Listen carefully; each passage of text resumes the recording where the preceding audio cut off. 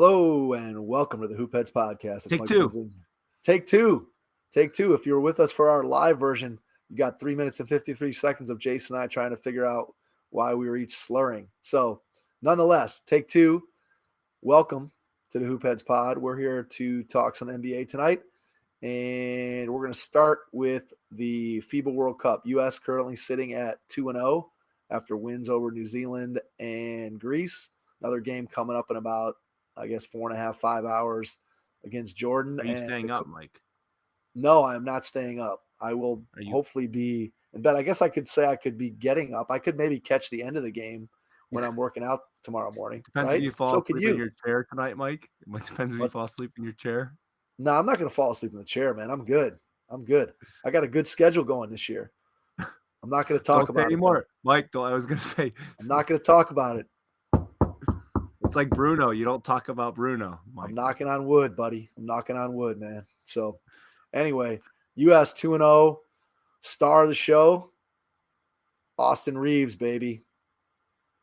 Taylor Swift. You saw that, right? No, I didn't see that.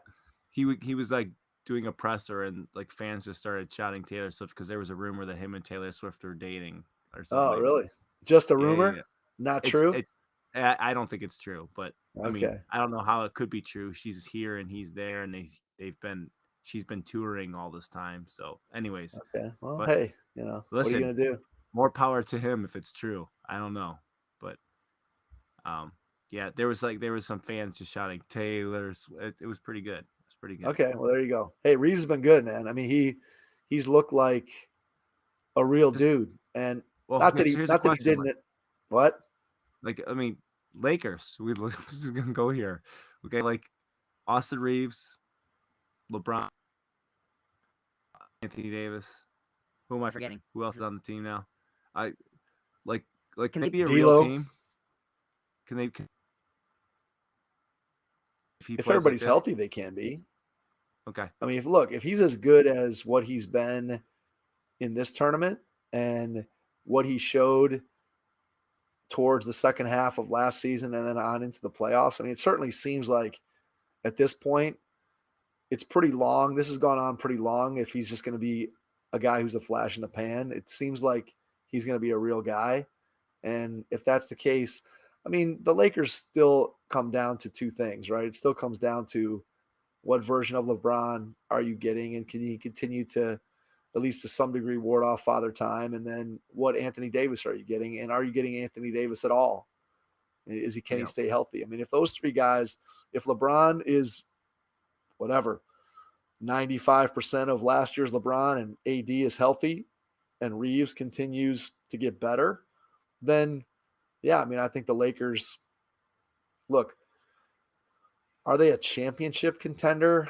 I would kind of think not, because if they're going to be their best, Anthony Davis probably has to be their best player. And I think if Anthony Davis is your best player, I don't think you're good enough to win a title. But are they good enough to be considered a serious contender or a serious threat to upset somebody or beat somebody in the West that you might not expect them to be able to beat? I guess the answer would be yes. But that's, again, with the caveat that both LeBron and AD have to sort of fulfill whatever you consider their potential to be for next season. If they don't, one or the other guy is hurt or playing subpar, then the ascension of Austin Reaves doesn't really matter, in my opinion. Yeah. I just thought I'd ask. Mike, I want to just say this. I like the aesthetic of a smiley face on your chalkboard behind you. Did you know that? Nice. I don't even know what I have on there. There's a smiley face. Oh, there you go. Happy birthday, Dad. That's honestly from that was probably written like 4 years ago. So anybody who wants to fact check me can go back and look at the previous live streams. And I know it's at least been up since we've been live streaming these NBA episodes. I didn't notice it until now. I thought it was a new edition. I thought you were like Woody Page. I think it's there. Start adding random things on the chalkboard. I'm pretty sure it's there, but maybe we'll have to start doing that. Yeah, I think I don't want to. What show was it that did that? Austin, it's Around the Horn with Woody Page does it. Yeah, Around the Horn. Okay, that's what I thought. Yeah, they always had. I don't want to steal a bit, but I legit thought it was a new smiley face, Mike.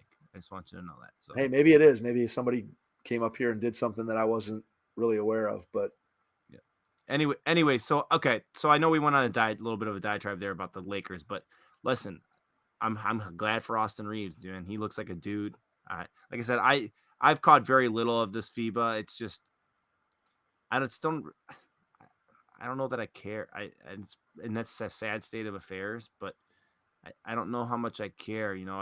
Maybe when they get to like if the gold game or when they get to the quarterfinals, I'll watch it. But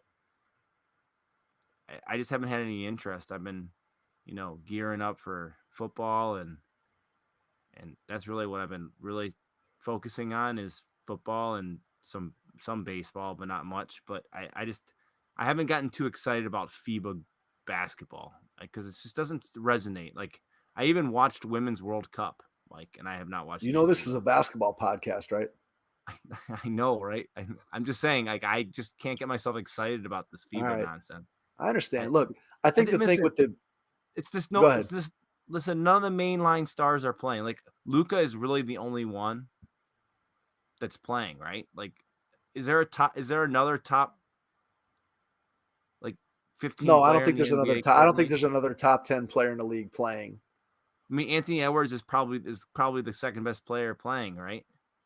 Or I guess Shea. SGA. Who, by the way, I saw. Let's see if I can pull this up. Hold on. I saw something about SGA. SGA is in 3 World Cup games. He's averaging 22 points, 8 rebounds, 5.7 assists, and he's out by himself in third quarters. He leads Canada in points, rebounds, and assists. He's one of 2 players with multiple 25-5 games. The other one being, of course, Luka. So, pretty good stat line there for in the one game, I think he only played like 17 minutes because they scored 128 against, I forget who they played, but they dominated somebody. So, yeah, he's clearly, I think I still don't think of SGA as being like, okay, this guy's a surefire top 10 player in the league, but that's getting harder and harder to deny based on his production last year and then what you have going into this World Cup and how successful Canada's been to this point. I think when I hear you talking about not necessarily having a huge interest in it, I get that. I think what's going to happen is that as we get into the quarterfinals and the next round of the tournament, as they start playing some better teams, I think it'll get to be at least mildly interesting. I mean, some of the challenge, right, is just the times. Playing at 8:30 in the morning, not that that's awful. This next game, 4:40 in the morning, is going to be a little bit tough. Although, like I was saying, I might be able to catch the end of that game when I get up and work out before I go to school. But nonetheless, it's when it's not in prime time, when you're sitting down and you can actually watch the game, when you're just trying to catch it around whatever it is that you might be doing.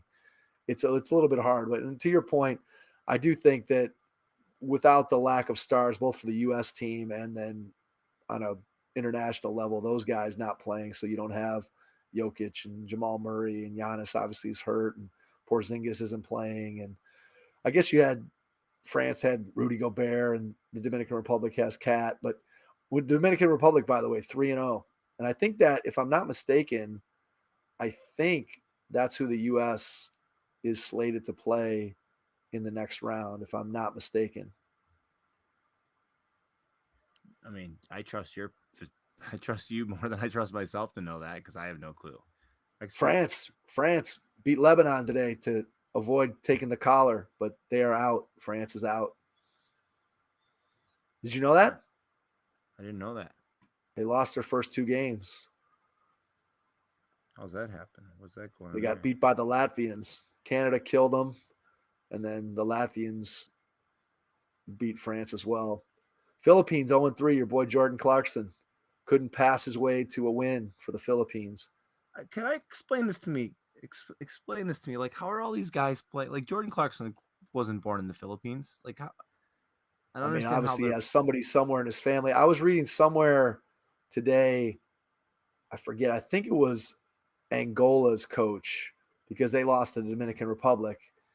And he made some comments about the fact that, I forget what the exact term was. Let me see if I can find it. He said something like that. Was that naturalization or something? Whatever. The naturalization of these guys to, like, again, Karl Anthony Towns, like, I don't know exactly, again, what his relationship is with the Dominican Republic, but clearly he's not spending too much time in the Dominican Republic. Just like Eric Gordon at one point back a while ago, 10 years ago, whatever, played for Team USA, and then they ended up getting him on the Bahamas. Now, the Bahamas isn't in this tournament, but they were playing in some other tournament where him and Buddy Hield and DeAndre Ayton were all playing. And it seems like, okay, you already played for one country. How can you then go and play in another? And actually, I was listening to the Windhorse podcast, and they were talking about how that basically FIBA kind of there's no set rule as to what they can and can't do as far as, quote, naturalization. But basically what it sounds like is that if you're somebody who wants to go play for any country other than the United States, that you're pretty much will be naturalized. So it allows one player from FIBA allows one naturalized player per country. So that's what this article says. I pulled up the article. This is what the Angola coach said, Mike. He said, we can sign and import like most of the national teams, and maybe we're going to score more threes, but I don't believe this is correct, and I really think that FIBA must stop this as soon as possible. Otherwise, in some years, there will be no local product. Each country needs to develop their own players. That is what I think. There are players that don't even speak the language of the country they represent. There are countries which have 7, 8 players that were born outside the country. Dominican Republic has no naturalized player, but has 6 who were born outside the country, including Karl Anthony Towns. Do you disagree with them? I mean, I don't, right? Yeah, I don't either. I mean, that would be like, I don't know, Luka being naturalized and playing for the Team USA. Like, right? Like, right. It just doesn't make any sense. I mean, you get it where all these countries are trying to improve their ability to compete on a world stage, but to me, it seems like it would sort of dilute my national pride when I've got half my roster that has barely set foot in the country that they're representing. That just, I think I would tend to be on the side. Omari Spellman is one of those naturalized players, Mike. He is. Who's he playing for? Hold on, I'm gonna see if I can figure it out. He's playing for Lebanon. Okay. He was right here in North Royalton for a while. So North Royalton Cleveland, to Ohio, rep. Villanova to Lebanon. I'm not sure how that all works, but interesting. Yeah. Anyways, I saw his name and I was like, wait a second, that guy right there is and obviously the big noticeable one, and we were talking before we froze, was Rondae Hollis-Jefferson, aka Baby Kobe. Did you see that picture? He looks like him. He does. Well, that's what on the Windhorse podcast they were talking about, basically that like he shoots like him. He's doing he basically is just sort of remade himself in the image of Kobe. He's even wearing like the arm sleeve or whatever that Kobe used to wear. And hey, do what you got to do to get some attention, I guess. But I'm pretty sure that he's not going to have a Kobe-esque game here in about 5 hours against the U.S. I'm pretty sure that things aren't going to turn out super well for Rondae, I would have to guess. Yeah. Is he going to be back in the NBA, you think? After this? I don't think he's at that level. From what I understand, I don't think he's at that level anymore. So seems unlikely that that's going to happen. Well, I just didn't know if I don't know how much how well he's been playing. Has he been playing really well? That's a good question. Let me see if I can pull up his. He had 38 points yesterday, Mike. He had 38 points yesterday. All right. Well, sorry. Maybe I'm not getting all my information. I'm on his because he doesn't have a Twitter account, but he has like team. Because we at one point almost had him on the podcast, right? Like he had reached out and. Well, he has like I don't know, his Twitter account puts out a lot of stuff for youth basketball. I don't know exactly how much they have a Twitter account called Team Rondae Hollis-Jefferson. Yeah. I don't know how much of that is actually Rondé Hollis Jefferson and how much of it is actually somebody else running that for him. But yeah, we did at some point make contact with somebody there, and then it didn't. Well, he had 24 in the first game, so he's Mike. I'm telling you, someone's gonna sign him. Someone's gonna fly a flyer. He's averaging 31 a game, baby. Unless I mean, if he has a great game coming up against the U.S., I mean, let's be honest, the U.S. has been giving up a lot of points, even though they're winning these games. They're giving up a lot of points, so it's not like their defense is stifling.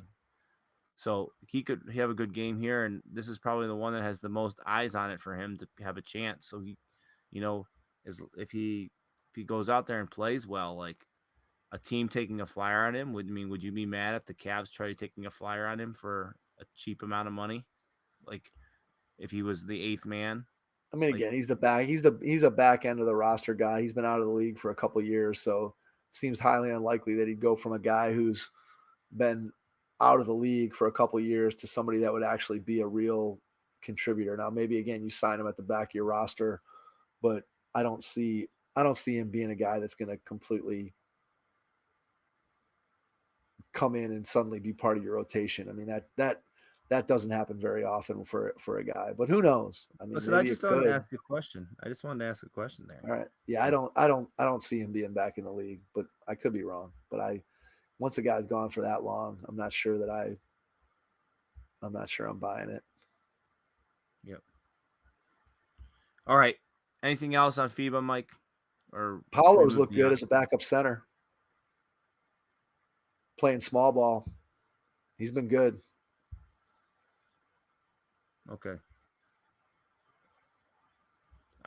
I'll get more interested in this as they start to play some games that are theoretically. Yeah. So wait. So the game they play tonight is at 4:40. Obviously, I'm not going to watch that. No, I will not. Maybe when I wake up, I might catch the end, like I said. Is it on Peacock or what is it even on? Is it on ESPN? ESPN Plus or ESPN2? I can't remember which one. Okay. Well, I'll use my dad's login and watch maybe the fourth quarter if I need to. There you go. That's the strategy. I mean, I think, look, if the U.S. if they play Slovenia, right, and they're playing against Luka, you're going to probably, at least theoretically, be interested in that one. I think the U.S.-Canada game, if that game comes to pass, I think they could only meet in the gold medal game. But if that ends up being the gold medal game, that would be an interesting game that I'd certainly would tune in for. So there's some interesting things that are coming up.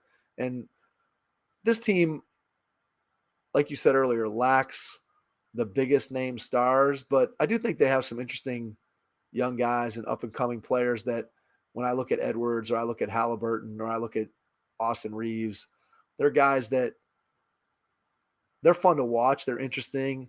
And this team is good enough that they can win the gold medal, but I don't think they're good enough that they're just going to walk over everybody where it's a foregone conclusion. In a way, that makes it interesting, or at least more interesting than if you just are killing everybody by 40 points with the best 12 guys in the world. So we'll see what happens moving forward. Okay. Sounds good. All right. So in FIBA, U.S. plus played Greece without Giannis, and soon the Bucks might be playing without Giannis too. Segue. Yeah. So, I mean, you want me to read the quote? He has 2 years under contract, Mike. And, he's been applauded for staying with Milwaukee for as long as he stayed, which, by the way, I'm not like, how many years has Giannis been with Milwaukee? I mean, he came into the league at 18, so he's probably pushing, I bet he's been there 8-9 years now. Okay, so almost the same amount of time as LeBron was with Cleveland the first time around, right? Yeah, I would say close to it, yeah. Okay. He's being lauded for staying with them, and now he's talking about leaving. Well, he's not necessarily talking 100% about leaving, but yeah, he's opening the door. This is the first time he's really opened the door. Read the quote. You look at so if I read the quote, next summer it would make more sense for both parties. He's talking about signing the extension. Even then, I don't know. I would not be the best version of myself if I don't know that everybody's on the same page. Everybody's going for a championship. Everybody's going to sacrifice time away from their family like I do. And if I don't feel that, I'm not signing. Now, you can read into that. Is he talking about management? Is he talking about players? Is he talking about ownership? What's he talking about there when he says everybody's going to sacrifice time away from their family? I don't know what exactly he means Is there when he one says player that. he's calling out specifically there? Like, No, that's what I'm saying. Like there's no names attached to that or nobody that he's specifically pinpointing. And it's like if it's you look like at the what LeBron fit in and not fit out fit or in or whatever fit you out, don't fit in or don't fit out, fit in, whatever it might be. Yeah. I So think like I don't. It's very vague. yeah, it's very vague, but it's definitely something that is not something that he's said in the past. There hasn't really been any of this type of talk Yeah. from Giannis before. And so you look at this and you say, okay, what's he mean and why is he saying it? Because clearly it would have been very easy for him to just say, hey, I'm not going to sign the extension this fall. Doesn't really make sense from a monetary standpoint. I'm going to revisit it next summer. I plan to be in Milwaukee, whatever. But to kind of throw it out there that, hey, I'm not sure if everybody's on the same page and everybody's going for a championship, especially in light of what the Bucks did this summer, right? So you can argue the plus or minuses and what it means in terms of firing a veteran coach like Budenholzer. You and I have not been fans of Coach Bud going back for anybody who's listened to us a lot. But he is a guy who won a championship. So you're taking a chance then on Adrian Griffin, who's coming in as a brand new head coach, which it's not often that a real championship contender goes from a veteran coach to a guy who is brand new. So I guess that point is maybe a knock against Bucks management, but Unless you're LeBron's your coach or LeBron's right. on your team. Look, and you and I aren't big fans of Budenholzer, so I'm not sure that I look at that move in and of itself as a negative. I guess you don't know what kind of coach Adrian Griffin's going to be, but nonetheless, I don't think you can really fault that move as a move that is going in the wrong direction. And then they re-signed Brook Lopez to a 2-year contract that they ended up paying him way more than they probably wanted to. Middleton re-signs. So you have everybody back. I think Drew Holiday his contract is up. I think this might be his last year on the contract. I think he becomes extension eligible like in September or October. But they basically brought back everybody that you want to bring back. They spent money. And so it seems like the team should theoretically be set up for at least another year or two of being pretty good. But of course, this core around Giannis is old. And I guess if he were to sign that extension, he has 2 years left. So maybe he plays out those 2 years. At that point, Lopez is 38 years old. You're probably not going to resign him. Middleton, with his injury history, who knows where he's at. Drew Holiday could leave at the end of the season as a free agent. Maybe Hey, the Mike. team looks completely different. What? Yeah, so Adrian Griffin, okay, so obviously he played in the NBA, right? Yep. Like he played. Do you know how many teams he played for in the NBA, Mike? Played a lot of teams. I know he was a journeyman guy. I mean, I know he was around. He was a left-handed guy, Yeah. and kind of he played for 7 teams, and he started on some team called the Long Island Surf. His first year, played for the Long Island Surf. Then he played for the Connecticut Pride, then the Atlantic City Seagulls, Roseto, which I gotta imagine is a overseas team. Then he went back to Connecticut, played for the Connecticut Pride and the Atlantic City Seagulls. So he's played 4 years of non-NBA basketball before playing in the NBA.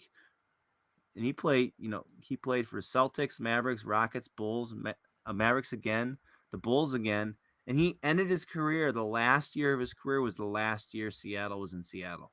2008, I think, right? It was the last year.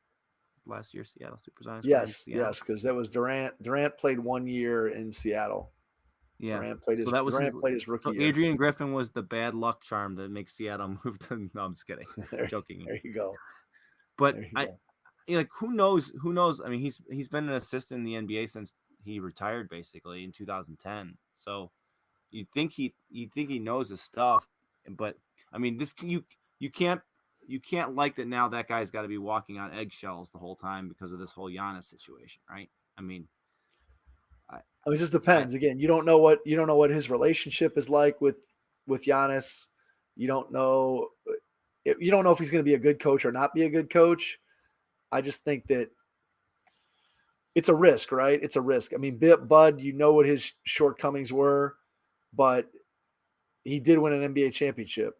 And when you get rid of a guy who has the resume that Budenholzer has to bring in a guy who's unproven, you can see where that could. And we don't know what Giannis's relationship was with Budenholzer and how good it was or how bad it was or what Giannis thought of him as a coach. I don't think there's really never been anything said along those lines.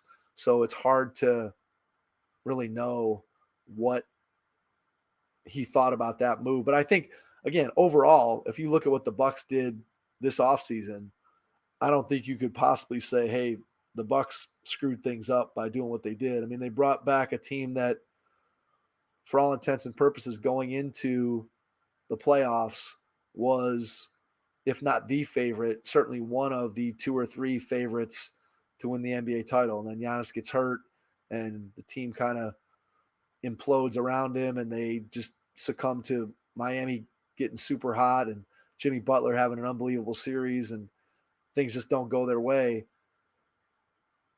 Who knows? I mean, I guess you look at Milwaukee's history over the last 5 or 6 years, they've been title contenders since like 2018 or 2019. It's been a long time.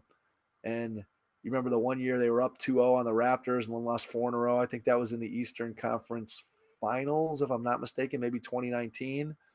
And then they had a couple other years. One year they lost to Miami in the playoffs. Then they come back and they get the title year. And then last year, obviously, they go out in the first round. The year before, they lose to Milwaukee or you lose to Boston when Middleton's out. Giannis has that incredible 7-game series. And so, I mean, who knows? I mean, who knows what he's going to do? I think that clearly to this point, as you said, people have kind of celebrated the fact that he's stayed in Milwaukee and stayed in that small market and called it home. But at some point, especially in the way that the league is run today, guys are going to chase titles. I don't think there's any doubt about that. You're just guys aren't as locked in year after year after year, especially look, team building is hard and you need guys that are kind of on the same age trajectory. And then you need those guys to all stay healthy and you need all their contracts to kind of line up correctly so that you can pay everybody. It's not too often that you see teams and players stay together for huge, long lengths of time. Like you think about the Warriors and how long those 3 guys have been together. And why does that happen in one place and not another? Part of it is just, again, how do those guys line up age-wise? And then is there a clear cut, like, okay, Steph's the best guy, and then we slot in Clay and Draymond, and where do we pay him and all those things. That team building, look, team building is hard, right? I mean, so if you're Milwaukee, you can look at them and say, hey, we try to do everything we possibly could to put you in a best position to win a championship this season. And I don't think Giannis could have much of an argument with that. But at the same time, he could say 2 years from now, this team could be completely decimated and there could be nothing left because all these guys either aged out or there's no reason to pay them anymore at the salary levels that they are. And then how do you replace those guys with players who are ready to compete when Giannis is 31 years old? I mean, it's a fine line to walk. Let's put it that way. Okay. I mean, yeah, I honestly has his mind. I really think this is just a play to say, hey guys, I'm interested. I am interested, depending on how this season goes and the end. I mean, and it puts some pressure on Milwaukee too. Yeah, 100%. Because what happens if they don't have a great season? Like, what happens if they make the playoffs and they don't make the finals? Like, Milwaukee knows this might be the end of the road. There's no, like, I don't think Giannis will force a trade. I don't think he'll do a Dame situation or attempt to force a trade. But I could totally see him saying, I'm not signing. I'm going to go somewhere else after this year. And then really kind of forcing Milwaukee's hand a little bit to try and get something. I don't know. But I don't think he'll say you have to trade me. I don't envision Giannis doing that. I don't know. What do you think about that, Mike? Yeah, I think I agree with you there. I mean, you'd be hard pressed to say that after this season, where again, I guess if at the end of the season Jrue Holiday leaves and Brook Lopez maybe doesn't have as good a season as everybody expects, or maybe he gets injured, then all of a sudden Giannis looks around at the end of the season and is like, man, do I want to waste a year playing with this roster? Then maybe he says, hey, you might as well trade me now because I'm going to leave. I could maybe see that, but I think it's probably just as likely that he leaves in free agency. But we haven't really had a major guy go to free agency in a few years just because of this whole way it's so easy for players to just say, hey, trade me. And then you get some say in where you go. And I don't know. It seems like if you're a player, it might be easier to go somewhere with free agency. My dog agrees.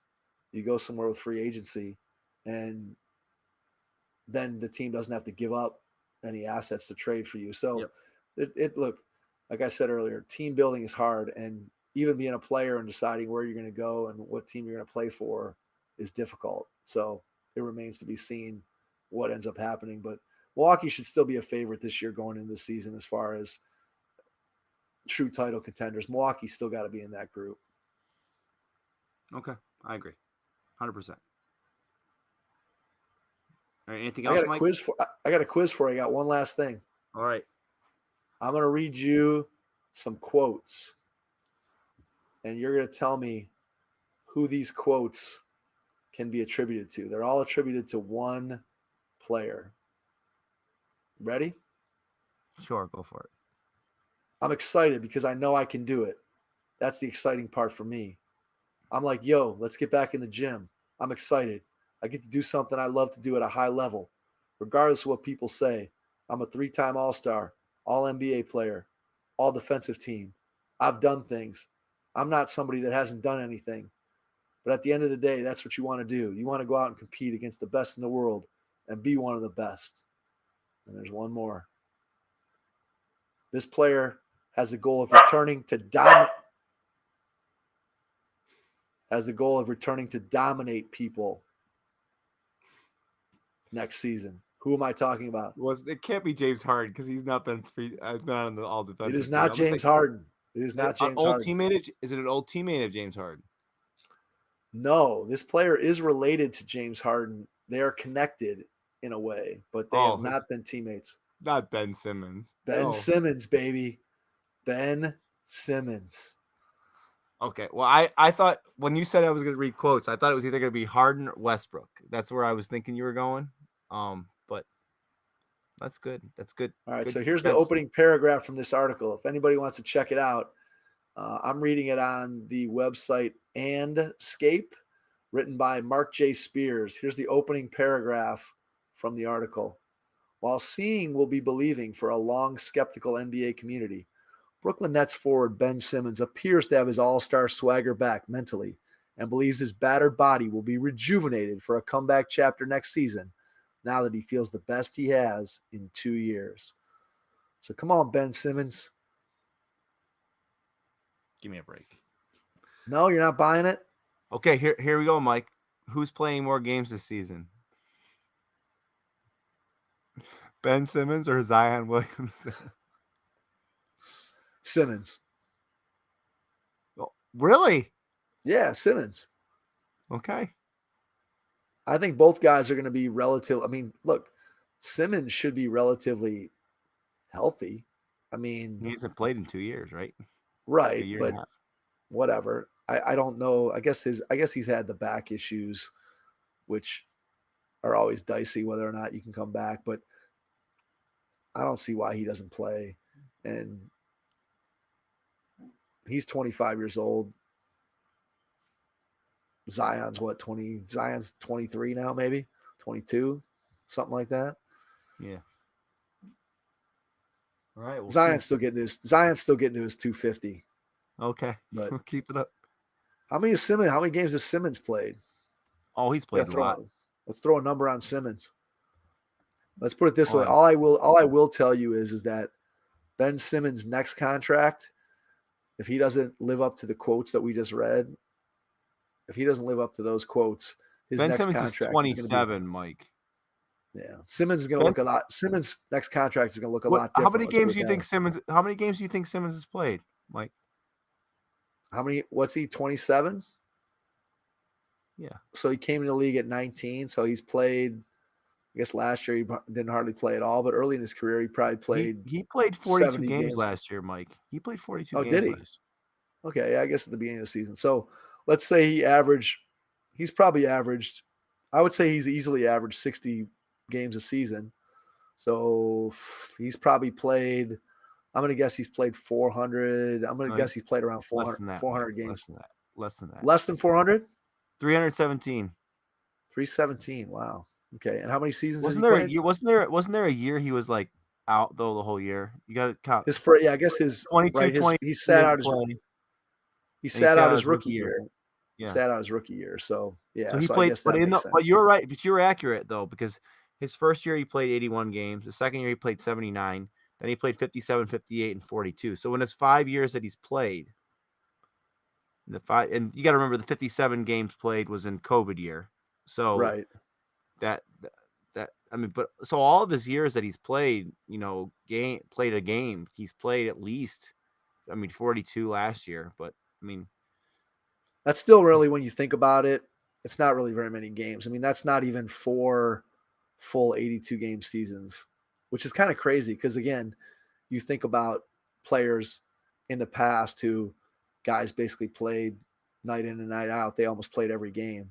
And now you have guys that we're talking about. Here's Ben Simmons. We're thinking, well, he's relatively, at the early part of his career, he's relatively durable. And yet he's been in the league for 8 years, and he's barely played 4. He hasn't played 4 full 82 game seasons. Yeah, which is kind of crazy when you really think about it. All right. Anyway, I'm not betting. I'm not betting on Ben Simmons, as neither is my dog. So anyway, all right. I say we'll leave it there. We'll next week Browns talk. Well, no, we still have one more week after this for Browns talk, right? Yeah. We'll make next week's episode. Who's our kicker? Don Cockcroft? Dustin Hopkins, Mike. Who? Dustin Hopkins. Didn't he come from the Chargers? Not Anthony Hopkins or Dustin Hoffman. It's Dustin Hopkins. But didn't he come from the Chargers? He did. Haven't the Chargers historically had some of the worst kicking and luck? Didn't they have the guy who was? Didn't they have a guy like an Asian guy a couple years ago that was a kicker? Younghwa Koo. And now he's played for Atlanta. Okay. Anyway, I feel like that San Diego, they're always snake bit. They lose games in the last minute. They lose 4 or 5 games in the last minute every year. So that doesn't seem like the kind of guy we'd want to bring in. Lou Groza? He's a vet. He kicked for Washington for a while. All right, well, good. When they were still the Redskins. Jan Stenerud? We'll Garo see. Yepremian?